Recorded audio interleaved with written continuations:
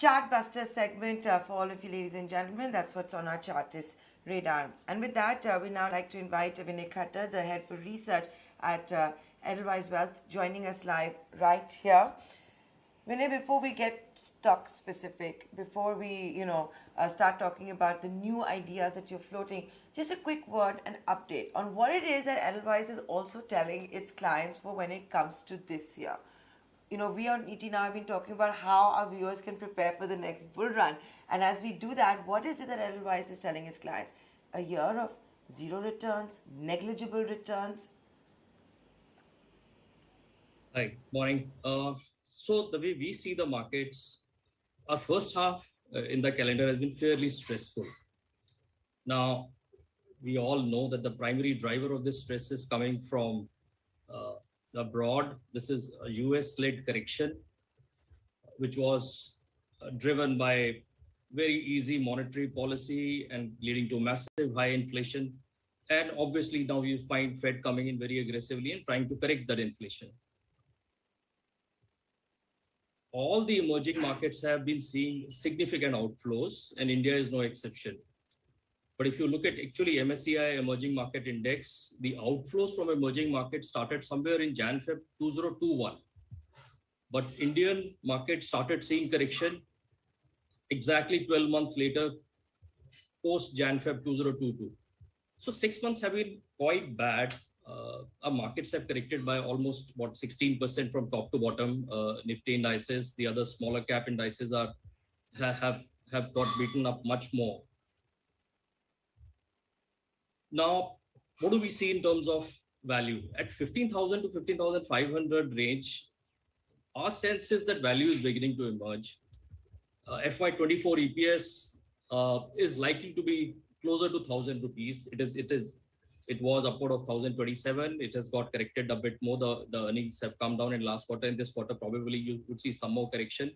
But we don't see a significant correction or downgrade in Nifty earnings for FY24, given the overall structure of the markets and if you study across sectors. So if 1,000 rupee Nifty EPS was to, or a closer to that number was to stay intact, at 15,000 levels, Nifty is trading at 15 times. Now, if you study historically Nifty earnings and PE multiples, Nifty rarely goes down below 14 and a half, except in case of extreme emergencies and that too for very short periods of time. So 15,000 to 15,500 is a extremely good level for people to start deploying some amount of capital. Moving beyond that, I mean, how do we see the rest of the year panning out? I think a lot of that will depend upon how the Fed reacts. Now, we all saw inflation print come out of US a couple of days ago, almost 9%. That's a fairly high number. But if you were to move beyond that number, what is exactly in the price? So there are two things which are clearly playing out. One is that Fed has already said that in the last policy meeting, that the July policy will see the Fed fund rate going up to 2.5%. That is another hike of 50 to 75 bips. So that will take the Fed fund rate closer to about 2.75%. Can there be another hike of 50 to 75 bips on top of this, which could take us maybe towards August and September? That's a possibility. So you could see a Fed fund rate closer to 3.5% by August, September. And then there is a reasonable chance that there could be a pause. And why do we say that? One, the massive hike that the Fed is taking, it will take time for the hikes to flow through the system in terms of cooling down of demand. Right. We are seeing some early action in terms of cooling down of demand. Of course, Vinay. We are all watching out for that. That's going to be the big cue.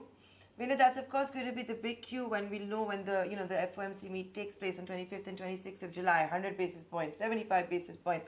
We're all waiting for that. But something else, it's very clear that the markets have had shock absorbers, as the finance minister likes to call them, the DIIs. But within that, I'd like to ask you about the HNI segment. What's the sense that you folks are getting? What are the HNI's assessment of the markets? Are they panicking? Not now. So most of the people either exited early, more like in February, March, And since then, a lot of money has been on the sideline.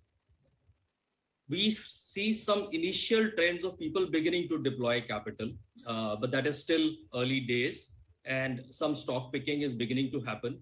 But is there a large influx at this particular point in time? We don't see that. Probably another month or so, and how the Fed reacts would determine the kind of inflows that we begin to see.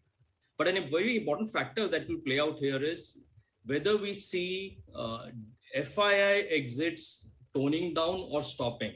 That's a big joker in the pack. So till the time that doesn't clearly play out, the big money on the HNI side is going to be doing some nitpicking, but not major inflows is our sense.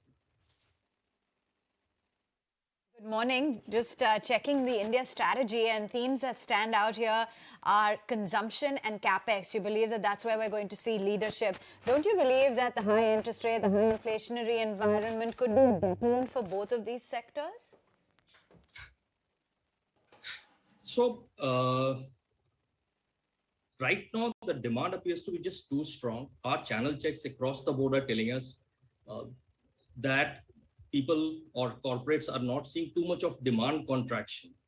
Okay, and this quarter's results are going to be extremely important.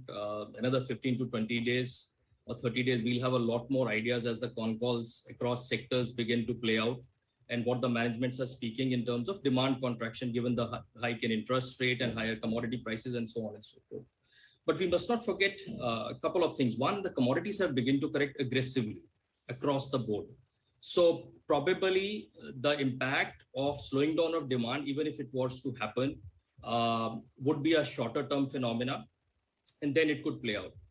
Second, in terms of specifically coming to Capex and consumption, if the demand stays very strong, the Capex commentary was extremely strong, let's say in December, January, right? All of us were listening to corporates talking about undertaking aggressive Capex, which has not really happened so aggressively over the last some time.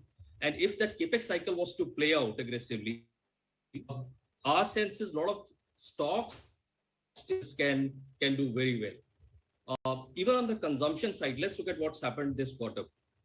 You had margin compression because of higher input prices. A lot of FMCG companies and so on have taken either the price hikes or reduction in grammages. Now, as the commodities begin to ease off from the next quarter, some of these trends could get reversed. So you could that could either lead to a higher margin or a pull up in demand either way. So overall, if you look at the entire picture, entire space, shock in terms of demand is not what we are expecting. A lot more clarity will emerge in probably a quarter or so. Okay, and does that extend to sectors across the board, like even construction, real estate? Real estate, of course, yes. So real estate, a big pickup is happening after 7-8 years of slowdown in the cycle. Now, real estate is hugely driven by the salaried class. And at this particular point in time, the job scenario doesn't look weak at all. Middle class and across the board, professionals have got significant hikes. IT is a big driver of this particular demand. So that's one big factor which is playing out in terms of real estate. And plus, there has been a massive consolidation. And even if you were to adjust for some 100 bips hike in interest rate, do we see a significant cooling down in terms of demand? At this point, no.